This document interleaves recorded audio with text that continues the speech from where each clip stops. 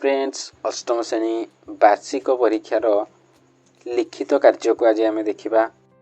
प्रश्न नंबर 1 इतिहास पुस्तकर प्रच्छद पृष्ठ स्थानित व्यक्ति विशेष मानक मध्य स्वदेशी आंदोलन बा स्वाधीनता संग्राम में जोग देथिबा 3 जन स्वाधीनता संग्रामी विषय संक्षेप में लेख।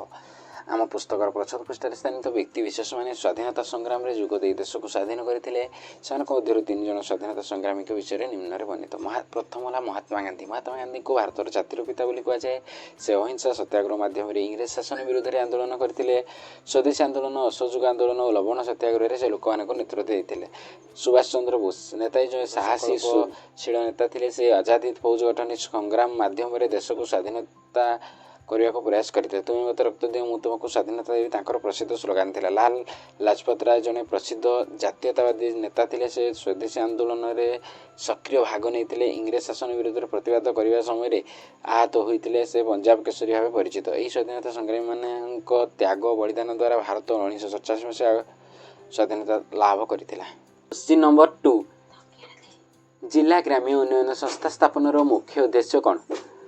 मुख्य उद्देश्य गुड़िक दारिद्रता ह्रास करने, गरीब लोक मान आर्थिक सहायता और रोजगार सुजोग देवा, ग्राम्य उन्नयन संबंधी विभिन्न योजना गुड़िक जिला स्तर में सठिक भाव लागू करने, रोजगार सृष्टि, नरेगा परि योजना माध्यम काम सुजोग देवा, ग्राम पंचायत उन्नति, रास्ता घर पानी स्वच्छता इत्यादि सुविधा विकास योजना गुड़िक क्यों मानक सहयोग संपादित होता है?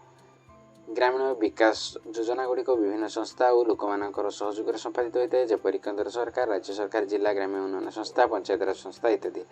उपयुक्त विकासमूलक कार्य जनसाधारण भागीदारी किपरि होछि?